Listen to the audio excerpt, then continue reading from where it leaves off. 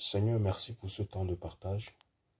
Prends contrôle de ces instants, Seigneur, et inspire-nous, Seigneur. Que tout ce qui est de l'homme sorte de moi, Seigneur Dieu, et que ta volonté nous soit révélée en ce matin, Seigneur, au travers de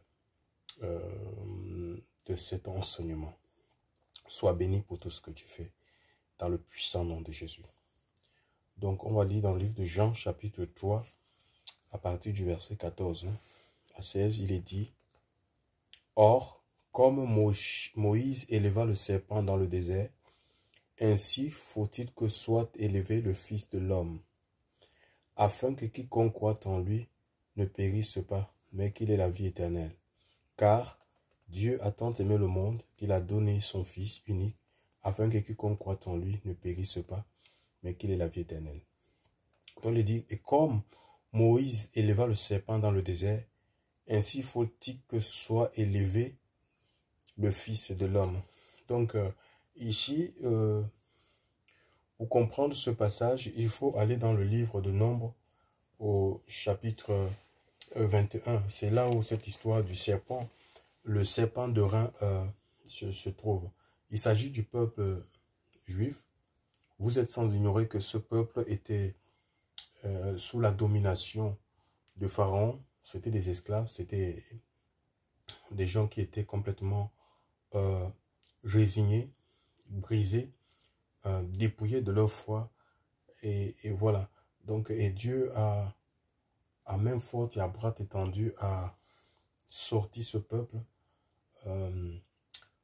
de la domination de Pharaon sous la conduite de Moïse.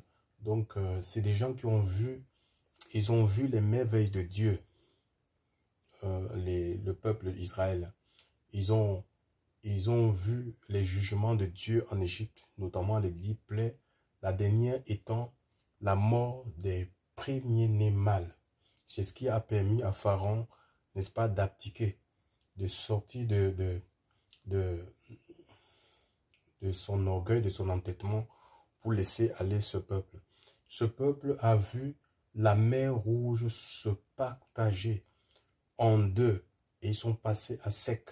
Et la même mer qui a permis à ce peuple de passer derrière eux, parce que les Égyptiens, l'armée égyptienne les poursuivait quand ils ont voulu utiliser la même voie, le même passage, la mer s'est renfermée sur l'armée de Pharaon. Donc ici, ils sont sortis de l'Égypte avec des promesses. D'accord? On les a promis une terre.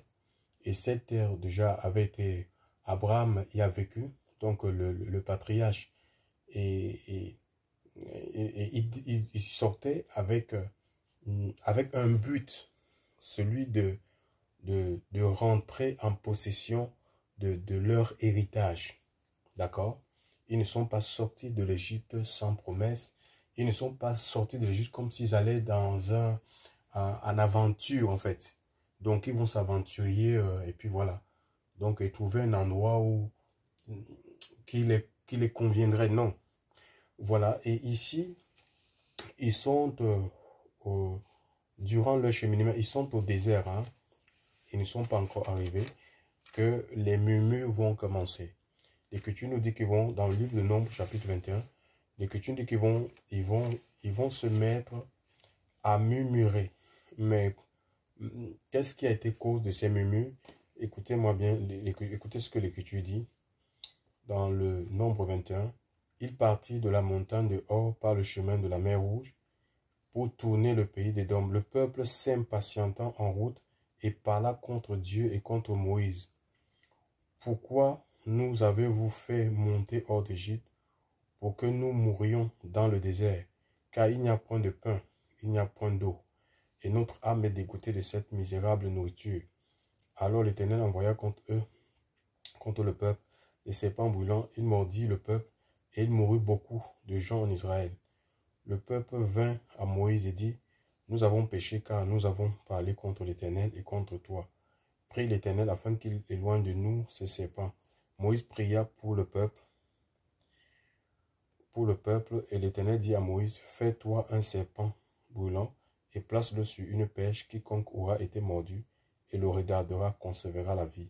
Moïse fit un serpent d'airain et le plaça sur une perche, et quiconque avait été mordu par un serpent et regardait le serpent d'airain conservait la vie. Donc, on voit qu'ils se sont impatientés. S'impatienter, c'est manquer de patience. Alléluia. Manquer de patience parce que, peut-être c'est qu'on les avait dit en Égypte. Eux, ils pensaient que aussitôt sortis de l'Égypte, aussitôt rentrés dans la promesse. Non, ils ne savaient pas qu'il y avait un parcours entre le moment où ils sortent de l'Égypte et la terre promise, en fait. Donc, ils ne s'imaginaient pas qu'il fallait, marcher, il fallait parcourir le désert avec tout ce qu'on peut rencontrer, hein, parce que dans le désert, déjà, il n'y a pas les routes ne sont pas balisées, normalisées. Il y a, dans le désert, il y a les dunes de sable, hein, dans des montagnes de sable, il y a des tempêtes. Donc, c'est pas évident de marcher au désert. En plus, il y a un problème. Il n'y a pas d'eau. C'est un lieu qui est complètement aride et c'est solitaire, en fait. Donc, il y avait toutes ces difficultés à affronter. Ça a poussé le peuple au murmure, à remettre même en cause la parole de Dieu, les promesses de Dieu. C'est ce qui nous arrive souvent quand nous sommes face à des difficultés, des situations que nous ne comprenons pas. Parce que même comme nous avons cru au Seigneur, et parfois les choses ne vont pas comme nous voulons. Alléluia. Mais nous devons comprendre que Dieu, le Seigneur est le maître des temps et des circonstances. Il a autorité sur tout. C'est lui qui conduit, même si nous pensons que notre vie est en train de tanguer. N'essayons pas d'aider Dieu dans ce qu'il veut faire avec nous. Nous devons tout simplement avoir confiance. Alléluia. Ils se sont impatientés, c'est-à-dire qu'ils ont manqué de patience ou de persévérance. Alléluia. Par rapport à la promesse. Alors, et pourtant, l'Écriture nous dit que nous en avons véritablement besoin, hein, dans le livre d'Hébreux. Hébreux chapitre 10, verset 36, nous dit que vous avez besoin, car vous avez besoin de la persévérance, afin qu'après, c'est le même mot que patience, afin qu'après avoir accompli la volonté de Dieu, vous obteniez ce qui vous est promis. Donc Dieu est fidèle, mes amis, d'accord? Dieu, même si la promesse tarde à s'accomplir, ça ne veut pas dire qu'elle ne s'accomplira pas. Alléluia. Le Seigneur ne fera jamais les choses à notre temps. Le temps de Dieu est le meilleur. Alléluia. Il fait toutes bonnes choses à son temps. Nous pouvons crier, nous pouvons nous agiter comme nous voulons, nous ne pouvons rien changer. Alléluia.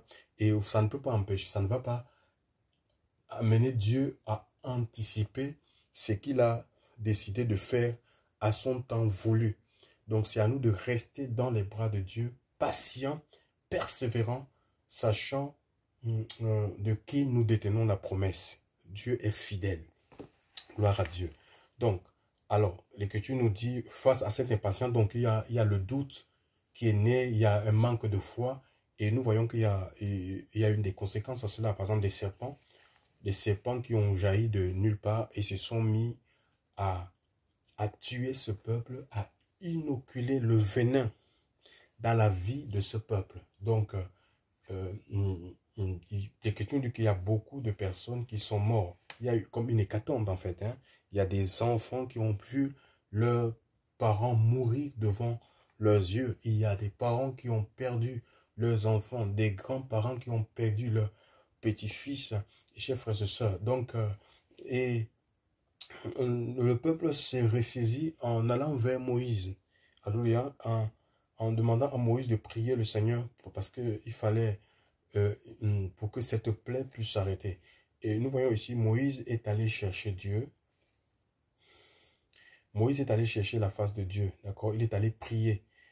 Donc, dans le verset 7, hein, le peuple dit à Moïse, nous avons péché, car nous avons parlé contre l'Éternel et contre toi. Prie l'Éternel afin qu'il éloigne de nous ces serpents. Moïse pria pour le peuple, et l'Éternel dit à Moïse, fais-toi un serpent de rein. Donc nous voyons ici que Moïse a prié Dieu, Et Dieu va donner, donc par rapport à cette situation, donc le serpent qui tuait le peuple, hein, d'accord, le serpent qui inoculait le venin dans les corps de ce peuple, de ces juifs, il mourait, il tombait, et Moïse va prier Dieu, d'accord, et Dieu va lui donner une solution en fait. Dieu lui dira, fais-toi un serpent brûlant et place-le sur une perche, quiconque aura été mordu et le regardera conservera la vie. Donc ça veut dire que Moïse a obéi à l'ordre qui lui avait été donné. Dieu a donné une solution en fait, hein, face à une situation qui était critique, qui était une situation qui était désastreuse. D'accord, un peu comme nous vivons aujourd'hui, le, le coronavirus qui tue les gens. Donc les gens, ils ont peur. Les gens, ils ont peur. Les gens, ils ont personne envie de mourir. Donc les gens, ils font tout pour s'auto-protéger. Et ils ne savent même plus à quel sens se vouer. Nous voyons les décisions gouvernementales. Ils ne savent même plus quel conseil donner aux gens. Aujourd'hui, ils disent ci. Demain, ils disent ça. Donc, le monde est complètement dans une situation où on essaie où on va. D'accord? Et ici, Dieu donne la solution à Moïse. D'accord? Le serpent brûlant, le serpent d'airain, que Dieu a demandé à Moïse de fabriquer et de placer sur la perche, ce n'est pas le produit de l'imagination de Moïse. Ce n'est pas Moïse qui a imaginé que, ben voilà, peut-être si je fais telle chose, ça va mettre fin à la plaie. D'accord? Ou Moïse encore. Vous voyez le réflexe que Moïse a eu. Moïse, c'était le guide, c'était comme le président de ce peuple. D'accord? De cette assemblée au désert. Moïse n'a pas essayé de réunir, parce que lui, Moïse a vécu en Égypte, donc c'était quelqu'un, quand on lit son histoire, l'Écriture dit qu'il était instruit selon toutes les sciences de l'Égypte.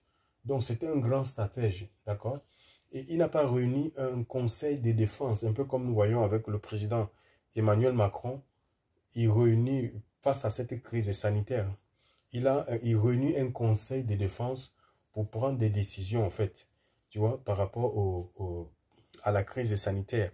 Moïse ne l'a pas fait. Moïse est allé chercher Dieu. Et nous voyons ici, on réunit tous les experts, les scientifiques, les épidémiologiques, les médecins, mais il n'y a aucun pasteur n'est invité dans ce conseil scientifique. Dieu n'est pas invité dans ce conseil. Donc, ils prennent des décisions en dehors de Dieu et nous voyons qu'il n'y a pas de solution. Vous voyez un peu?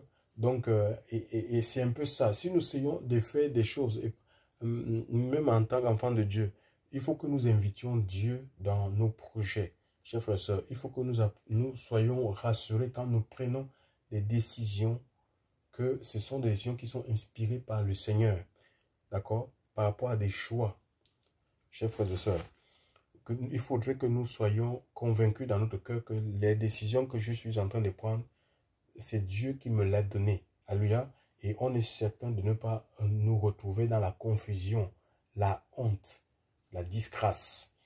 D'accord? Donc, ici, Moïse n'a pas réuni le conseil scientifique. Il est allé devant Dieu et Dieu lui a dit, voilà, pour mettre fin à cette hécatombe, pour mettre fin à cette plaie, fabrique-toi un serpent d'airain, place-le sur une pêche. Celui qui regardera à ce serpent conservera la vie. Même s'il a été mordu, il conservera, il ne mourra pas du poison. C'est ce que Moïse a fait. Maintenant, c'était le peuple. Tout ce que le peuple avait à faire, c'était de regarder, non pas à Moïse, parce que Moïse n'était pas la solution. Il était l'instrument par quoi la solution a été révélée. Et beaucoup de gens, ils ont les yeux attachés sur des hommes. Ils s'attendent à un homme, ils s'attendent à des pasteurs, à des prophètes, à machin. Ils s'attendent à des gouvernements, à des institutions. On voit ici, il fallait regarder non pas à Moïse, mais regarder au serpent d'airain qui avait été placé sur la perche. Et Jean 3 nous dit comme Moïse. Donc il y a comme une analogie en fait. Une analogie, une comparaison qui est faite comme Moïse éleva le serpent. Il faut, c'est un impératif, que le Fils de l'homme soit élevé, afin que quiconque croit en lui, quiconque regarde à qui? Au Fils de l'homme qui est sur la croix. Jésus a été élevé sur la croix afin que tous les hommes, l'humanité, puissent le regarder. Car il dit, car Dieu a tant aimé les hommes, chers frères et sœurs, hein, afin que quiconque croit en lui. Maintenant, c'est la décision de chacun de croire dans la solution que Dieu a donnée. Et la solution ici, chers frères et sœurs, pour un monde meilleur, pour un monde de paix, un monde d'espérance, la solution, c'est Jésus-Christ de Nazareth. Celui qui a été identifié au serpent. Il s'est fait pécher, hein, alors qu'il n'a jamais péché, pour nous délivrer du péché. Chers frères, il s'est identifié au mal. L'Écriture dit qu'il a porté nos souffrances, il s'est chargé de nos douleurs par ses mains précieuses. Nous avons la guérison. Le Seigneur veut nous guérir comme ce peuple. Quand ce peuple regardait, avait le regard tourné sur le serpent qui avait été placé, le serpent de qui a été placé sur la perche, chers frères et sœurs, il conservait la vie. Le serpent, le poison du serpent n'avait aucun pouvoir sur eux. Ils étaient immunisés, chers frères et sœurs. Alléluia.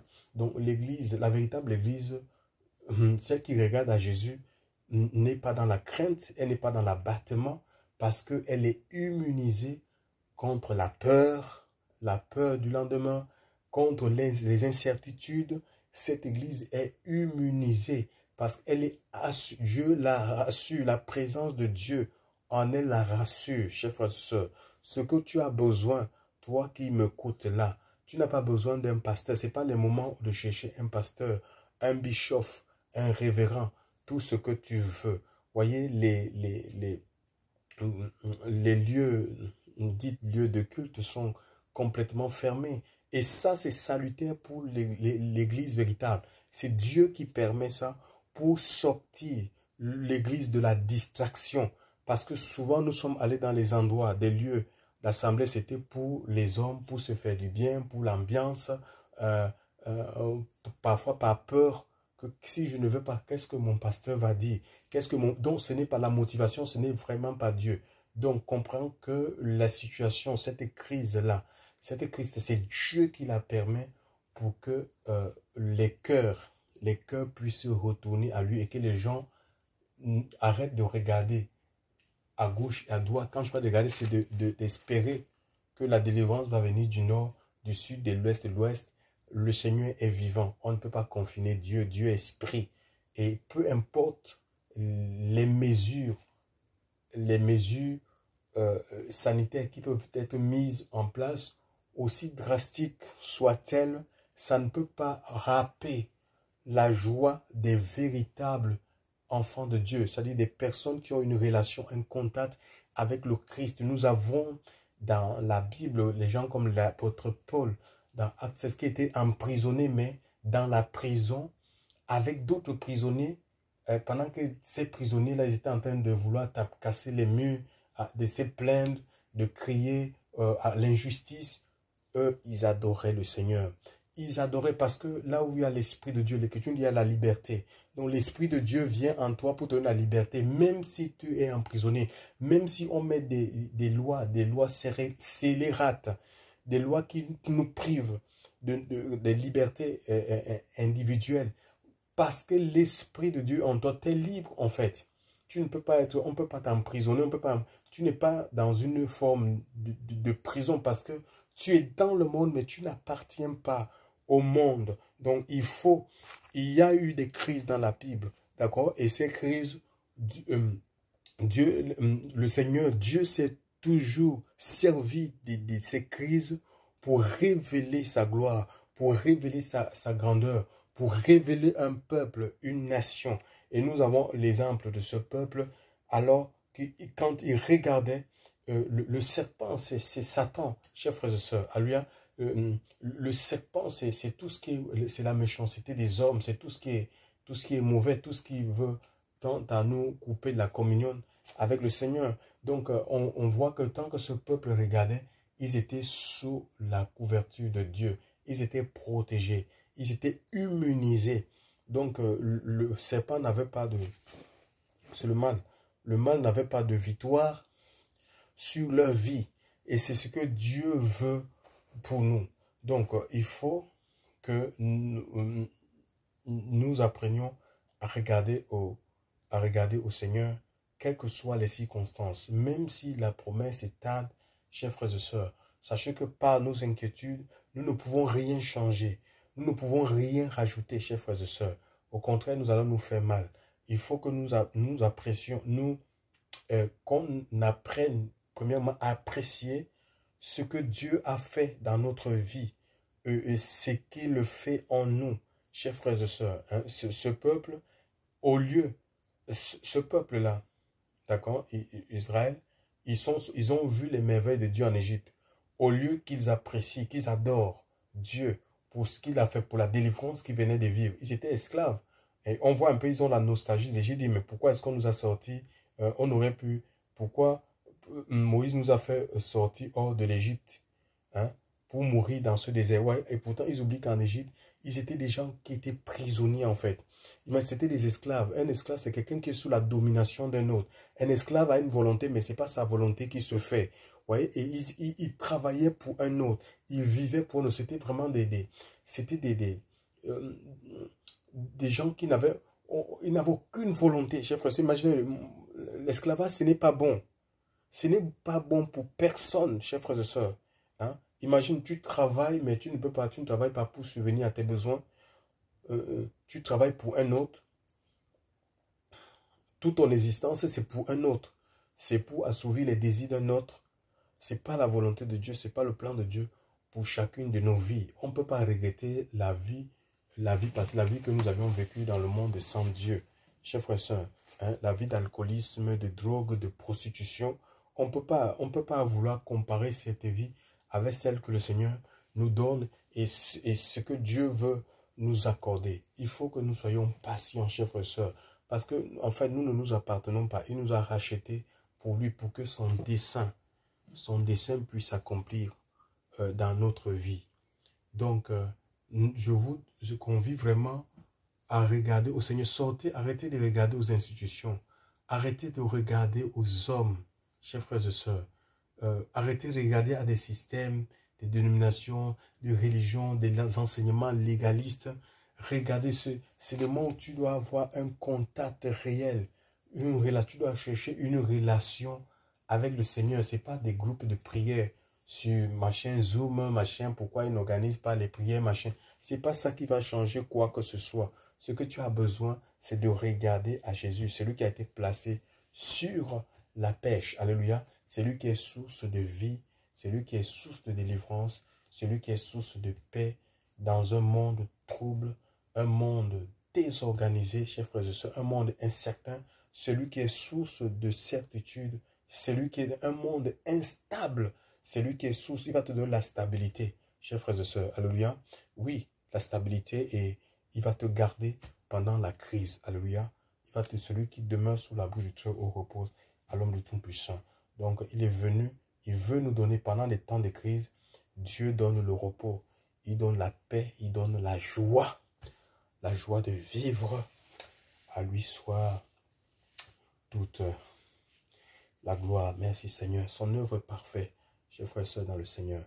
Donc, si tu avais une mauvaise lecture de la situation du monde, je te demande tout simplement de demander au Seigneur de t'éclairer. Toujours en la faveur de Dieu. Alléluia. Tout Dieu, il est le maître des temps. Toujours en sa faveur. Alléluia. Gloire à Dieu. Rien ne peut échapper au contrôle du Seigneur. Cette situation, c'est un jour en la faveur de Dieu. C'est le Seigneur qui veut ramener ses enfants à plus d'intimité, à regarder à lui, parce que c'est lui qui est la solution. Alléluia. Il est la solution à nos problèmes, la solution à nos maux. Gloire à Dieu. Merci Seigneur. Tu es grand Seigneur, tu es puissant. Ton règne n'a pas de fin Seigneur. Oh Dieu, sois béni Seigneur pour cette paix, cette joie qui abonde au jour le jour Seigneur. Nous te prions de continuer à augmenter notre discernement. Seigneur, donne-nous la capacité comme les fils d'Issachar, Seigneur, de la lecture des événements, des temps pour que nous ne soyons pas pris au dépourvu. Je prie, Éternel mon Dieu et mon roi, Seigneur, pour le renouveau dans ton Église, que tu fasses tomber les écailles des yeux, afin que ton peuple puisse voir, Seigneur, te voir assis sur le trône, voir ton trône au-dessus, Seigneur mon Dieu, mon Père, Seigneur, des trônes des hommes, voir ton règne au-dessus du règne des nations. Seigneur mon Dieu, mon Père, que le peuple ne tremble pas, Seigneur. Je te prie donc de communiquer un renouveau, Seigneur, de ton esprit, Seigneur, plus de ta présence, plus de ta force, mon Dieu, mon Père, Seigneur, pour que nous ne soyons pas pris au dépourvu, Seigneur, face à ces événements, Seigneur, critiques que traverse le monde. Seigneur, je te rends grâce, je te loue et je te bénis et je prie, mon Dieu, mon Père, Seigneur, que tous les plans, les projets qui sont, mon Dieu, mon Père, Seigneur, montés ici et là contre ton Église, l'Église véritable, que tous ces projets puissent échouer dans le puissant nom de ton Fils Jésus. Que l'Église sorte grandie, quelles que soient les crises, mon Dieu, mon Père, Seigneur Dieu, quelle que soit la persécution dont elle peut être l'objet, Seigneur, que l'Église soit puissante, qu'elle soit soutenue par ton Esprit, Seigneur, pour aller de l'avant et porter ce beau message, le message de l'Évangile, le message de la croix, le message qui libère. Seigneur, sois béni pour tout ce que tu fais. Et je vais prier, mon Dieu, mon Père, Seigneur Dieu, pour tout cela, Seigneur, qui sont dans le monde, Seigneur, mais qui ne te connaissent pas. Tu as dit, en aussi grand nombre que le Père les appellera. Seigneur, mon Dieu, mon Père, que la promesse de l'Esprit était aussi pour eux. Je prions, Seigneur, qu'il y ait une attraction, Seigneur, de ton Esprit, Seigneur, pour que cette personne puisse se donner à toi dans le puissant nom de ton Fils Jésus. Père, sois béni pour tout ce que tu fais. Souviens-toi des membres de nos familles, Seigneur. Touche leur cœur à salut. Seigneur, libère-les de la puissance de la religion, Seigneur. Mon Dieu, mon Père, Seigneur, brise la puissance de la sorcellerie, des coutumes et des traditions. Seigneur, mon Dieu, mon Père, Seigneur Dieu. Père, que ton œuvre se fasse, Seigneur, pour la gloire de ton nom et le témoignage de ta parole. Sois béni pour tout ce que tu fais. Seigneur, merci encore pour ce temps. Seigneur, continue à déverser plus de ta présence, plus de ton esprit, Seigneur, plus de ta vie, Seigneur, au sein de ton peuple. Soutiens ceux qui sont, mon Dieu, mon Père, Seigneur, faibles. Seigneur, je veux prier pour ceux qui sont éprouvés, qui passent des situations difficiles, Seigneur, mon Dieu, mon Père. Étends ton bras puissant, manifeste-toi puissamment dans leur vie. Seigneur, que ta grâce